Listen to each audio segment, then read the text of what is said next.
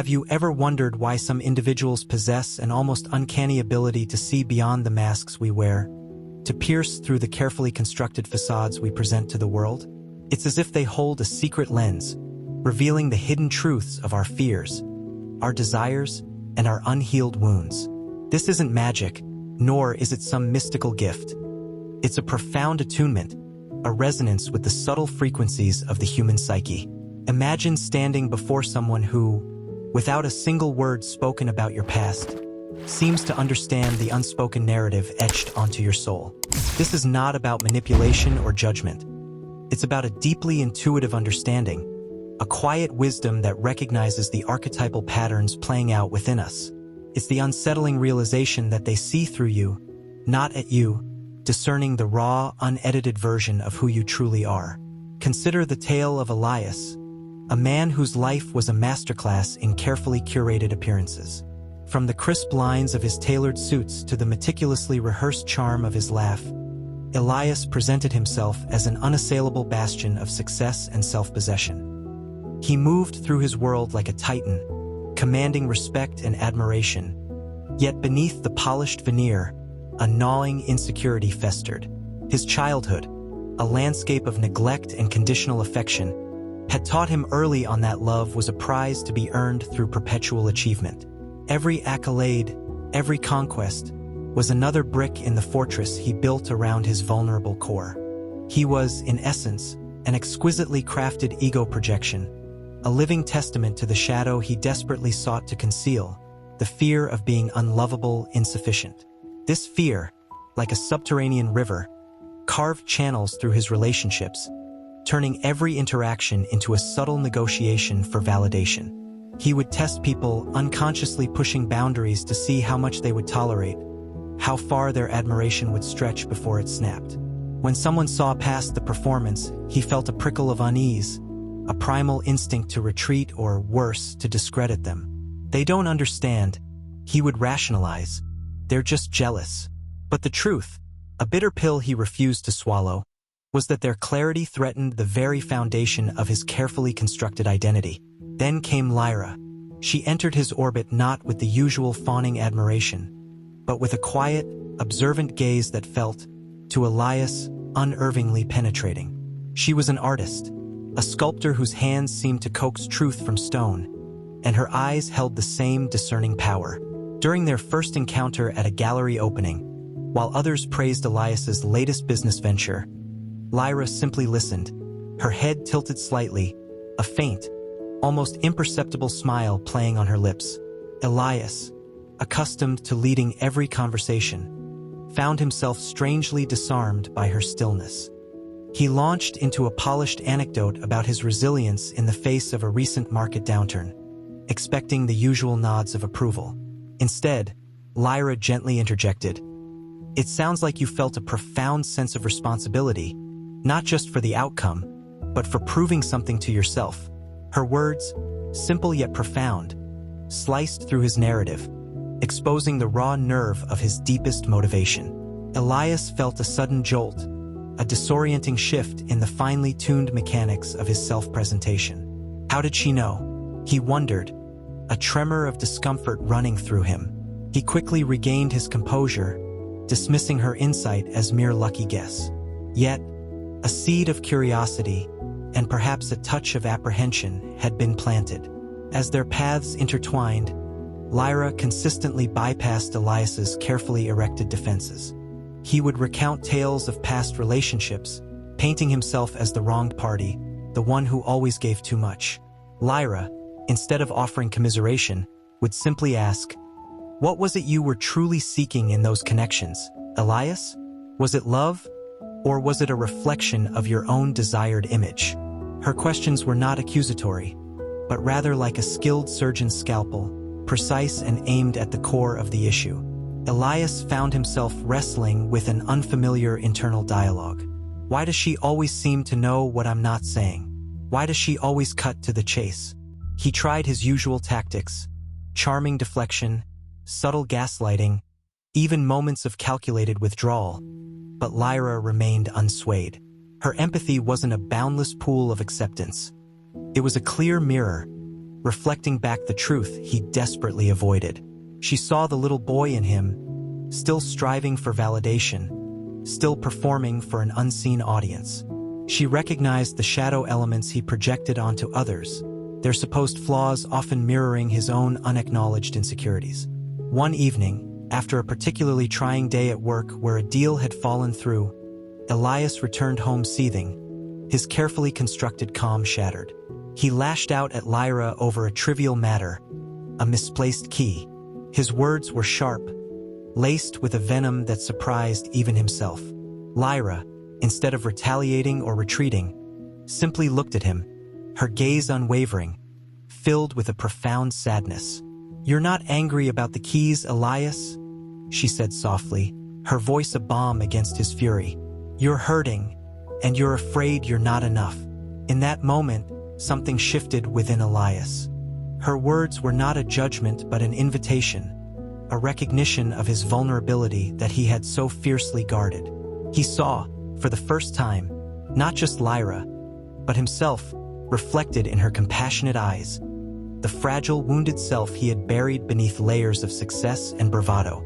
A profound wave of shame washed over him, followed by an unexpected surge of relief. It was as if a lifetime of pretense had finally crumbled, revealing the weary man beneath. He sank onto the couch, the fight draining from him, and for the first time in years, he allowed himself to cry. Lyra simply sat beside him, offering a quiet presence, a testament to the power of simply seeing someone. This was the turning point, the moment the magic wasn't in her perception, but in his acceptance of it. The archetype embodied by Elias is that of the persona-driven ego, a character who has become so fused with their public image that their authentic self is almost entirely subsumed. This individual constantly projects an idealized version of themselves, fueled by deep-seated insecurities and a desperate need for external validation. Drawing inspiration from Carl Jung's concept of the persona, this archetype reveals how individuals construct a social mask, a conformity to the environment, that can become so rigid it stifles true self-expression. Elias's journey is a stark reminder that the more we invest in this external facade, the further we drift from our true individuation, the process of becoming a whole, integrated self. His pain stemmed from an unaddressed shadow, those unacknowledged aspects of the personality, often perceived as negative, that we repress and project onto others. For you, if you find yourself perpetually performing, if your sense of worth is inextricably linked to external approval, consider this: the weight of that performance is exhausting. The constant vigilance required to maintain a flawless facade drains your emotional reserves and prevents genuine connection. As William James, the father of American psychology, might suggest, your authentic self, your raw experience, holds a far greater power than any manufactured image. Begin the delicate yet liberating work of shadow integration. What are the qualities you despise in others, the flaws you meticulously hide within yourself? Often, these are precisely the parts of your shadow that yearn for recognition and acceptance. Dare to look at them not with judgment but with curiosity. Start small. Acknowledge a moment of insecurity instead of immediately masking it with bravado. Practice radical honesty with yourself, even if it's just in your journal. Remember, true strength doesn't lie in never falling, but in the courage to be seen in your vulnerability, to embrace the full spectrum of your being, flaws and all.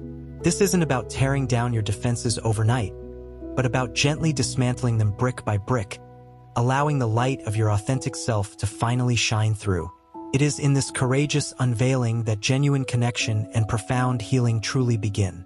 What is it about certain individuals that grants them the ability to see through you? It's not a parlor trick, nor is it merely keen observation. It's a profound understanding rooted in a specific psychological wisdom, a capacity to discern the unspoken narratives and hidden currents that shape our interactions. This capacity doesn't stem from a desire to judge or expose, but from a genuine attunement to the deeper architecture of the human soul. It's the kind of insight that peels back the layers of pretense, revealing the authentic self beneath, often to the discomfort and ultimately the liberation of the person being seen. This deep perception is a reflection of their own inner work, their willingness to confront their own shadows, and their cultivated empathy for the human condition. Consider the timeless wisdom embedded in the words of Carl Rogers, the pioneering humanistic psychologist. The curious paradox is that when I accept myself just as I am, then I can change. This isn't just a quaint saying. It's a profound blueprint for understanding why some individuals possess this uncanny ability to truly see others. Those who can peer through your defenses are often those who have grappled with their own, who have walked the winding path of self-acceptance. They understand that beneath the bravado, the deflection, the carefully constructed narratives, lies a universal human vulnerability. They don't react to your surface presentation because they recognize it as precisely that, a presentation. Their focus is on the core, the essence. When Elias began his tentative dance with authenticity, prompted by Lyra's unwavering perception, he started to truly understand this paradox. His initial discomfort with being seen was a direct reflection of his own internal dissonance. He had spent a lifetime projecting an image, so much so that he had lost touch with the true self beneath. Lyra, however, never wavered in her compassionate mirroring. She didn't buy into his tales of woe or his self-aggrandizing narratives. Instead, she offered a consistent, non-judgmental presence that allowed the deeper truths to surface. Imagine a conversation where Elias, still reeling from the revelation of his own deep-seated fear of inadequacy, began to cautiously share fragments of his past. He spoke of a childhood where his achievements were met with fleeting praise, quickly overshadowed by new expectations. His parents, well-meaning but emotionally distant, inadvertently taught him that his worth was contingent upon his performance. "I always felt like I had to earn their love," he confided, his voice barely a whisper. "Like I was constantly taking an exam I couldn't fail." Lyra listened, not with pity, but with a deep understanding that resonated from her own journey of self-discovery. "It sounds like you learned a powerful, albeit painful, lesson early on. That worthiness was conditional," she observed gently. "And that belief became the blueprint for how you interacted with the world, always striving, always proving." This wasn't a rebuke. It was a simple, yet profound, articulation of the core wound. Elias, for the first time, didn't feel the urge to defend or elaborate. He simply absorbed her words. "Yes," he breathed, a lifetime of unspoken burdens beginning to lift, always proving, even to myself. This was the essence of ego projection. His inner critic, born from those early experiences, was constantly demanding more, projecting its harsh judgments onto his own actions and, by extension, onto the perceived judgments of others. He had lived in a world where everyone was a potential judge, because he himself was his harshest critic. Lyra then introduced him to the concept of the inner child, the part of the psyche that retains the experiences and emotions of childhood. "That little boy inside you, Elias," she explained, "the one who felt he always had to earn love, he's still running the show in many ways. He's still afraid of not being enough, and that fear drives you to overcompensate." This resonated deeply with Elias, who recognized the frantic striving, the constant need for external validation, as a desperate plea from that vulnerable, unloved part of himself. She also spoke of shadow work, not as a punitive examination of flaws, but as an act of courageous integration. "The parts of ourselves we deny, the parts we deem unacceptable, don't simply vanish," she stated. "They lurk in the shadows, influencing our behavior, often unconsciously. Until we bring them into the light, acknowledge them, and accept them, they will continue to dictate our reactions and our relationships." She suggested a simple practice. When a strong emotional reaction arose, particularly one that felt disproportionate to the situation, he should pause and ask himself, "What part of me is truly reacting right now? Is it my adult self? Or is it that frightened child? Or a shadow I'm refusing to own?" One particular instance brought this into stark relief. Elias was preparing for a major presentation, and a junior colleague, in an effort to be helpful, inadvertently deleted a crucial slide. Elias erupted, his anger disproportionate to the error. He berated the young man, leaving him visibly shaken. Later, the shame of his outburst gnawed at him. He recounted the incident to Lyra, expecting her to validate his frustration. Instead, she simply asked, "What was the deeper fear that flared up in that moment, Elias? What did that deleted slide truly represent to you?" He paused, initially bewildered. Then a realization dawned. It was the fear of looking incompetent, he admitted, his voice tight. The fear of failing, of being seen as less than perfect. It felt like a direct attack on my ability, on my worth. Lyra nodded. Exactly. The anger wasn't about the slide. It was a defense mechanism, a projection of your own fear of inadequacy onto an external situation. The shadow of imperfection rose to the surface, demanding to be acknowledged. This process of reflection, guided by Lyra's discerning questions, allowed Elias to witness his own internal landscape, to observe his reactions rather than being consumed by them. It was a painful yet ultimately liberating path towards self-awareness. The journey of Elias beautifully illustrates the archetype of the unacknowledged performer, an individual perpetually seeking applause and validation to fill an internal void. His initial resistance to being seen was a classic manifestation of his ego's desperate attempt to maintain its carefully constructed facade. Lyra, representing the wise witness or even a benevolent anima figure, in a Jungian sense, guiding him towards his unconscious truths, did not condemn his struggles but instead offered a space of radical acceptance. Her profound empathy, born from her own self-integration, allowed her to pierce through his elaborate defenses. For you, if you find yourself constantly battling a feeling of inadequacy, perpetually striving for external approval, remember this: the most profound change begins with self-acceptance. As Carl Rogers eloquently put it, it is the client who knows what hurts, what directions to go, what problems are crucial, what experiences have been deeply buried. You possess within you the blueprint for your own healing. Begin by cultivating a compassionate curiosity about your own reactions. When you feel a strong emotional pull, a desire to impress, or a pang of insecurity, pause.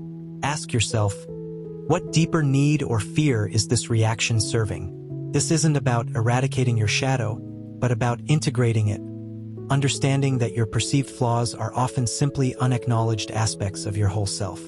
Embrace the idea that your worth is inherent, not contingent on external achievements or the opinions of others. You are enough just as you are. This radical self-acceptance is the fertile ground from which genuine self-worth grows, allowing you to move beyond the need for external validation and step into your true, integrated power. It is in this embrace of your full self, shadows and all, that others can finally see you truly and love you for who you are, not who you pretend to be. What truly happens when someone sees through you?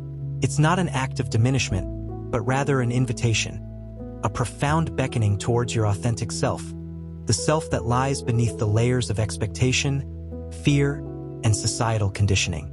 This isn't about revealing your flaws to be judged, but about exposing the intricate tapestry of your being, including the threads you've tried to hide. It's the moment the magic isn't in their perception, but in your newfound freedom, the exhilarating realization that the weight of pretense can finally be shed. This clarity, initially unsettling, ultimately becomes a catalyst for profound healing and an inner rebirth, transforming the very landscape of your self-worth. The culmination of Elias's journey, guided by Lyra's unwavering insight, led him to a profound encounter with his own forgotten self. He began to apply the principles of self-observation and shadow integration that Lyra had introduced. He started noticing the subtle triggers that would cause him to retreat into his performative persona or lash out in fear. For instance, when a client expressed minor dissatisfaction with a project, his immediate impulse was to launch into an elaborate defense, to explain away any perceived imperfection. But this time, a small, quiet voice, a new voice within him, asked, "What am I really afraid of right now?" He realized it wasn't the client's dissatisfaction that terrified him. It was the reawakening of that primal childhood fear of not being good enough, of failing to earn approval. This was the raw, unadulterated fear he had spent a lifetime running from. One evening, after days of wrestling with this inner conflict, Elias stumbled upon a quote by Seneca, the Stoic philosopher. "We suffer more often in imagination than in reality." This resonated deeply. He had been imagining catastrophe, imagining judgment, when in reality, the client's feedback was simply a professional point of discussion. The true suffering was his own internal monologue, the relentless self-criticism that echoed his past. He decided to experiment. The next day, when faced with a similar situation, instead of defending, he listened. He acknowledged the client's concerns without immediate self-condemnation. He even offered solutions, not from a place of desperation to appease, but from a genuine desire for resolution. The interaction shifted, becoming collaborative rather than adversarial. For Elias, this was a revelation. The world didn't collapse when he allowed himself to be less than perfect. The sky didn't fall. In fact, relationships improved. This shift was gradual, marked by small, consistent victories against his deeply ingrained patterns. He started practicing what Albert Bandura termed self-efficacy, the belief in one's ability to succeed in specific situations. For so long, his self-efficacy was tied to external validation. Now he was building it internally, brick by brick, through mindful action and self-compassion. He began to challenge the automatic negative thoughts that would arise, using techniques inspired by cognitive behavioral therapy, CBT, consciously reframing them. Instead of, "I'm a failure if this isn't perfect," it became, "I am capable, and I can learn from any outcome." He also started engaging in activities purely for their intrinsic joy, rather than for external achievement. He picked up painting, something he had loved as a child but abandoned because he wasn't good enough. There was no audience, no competition, just the quiet satisfaction of creation. This simple act was a profound rebellion against his old programming, a reclaiming of his authentic self. He noticed that the constant anxiety that had been a low hum in the background of his life began to dissipate. He found moments of genuine stillness, where the relentless striving quieted, and he could simply be. The true breakthrough, however, came during a conversation with Lyra. He confided in her about the lingering fear that despite all his progress, he might still revert to his old patterns, that the magic of her seeing through him might fade. Lyra smiled gently.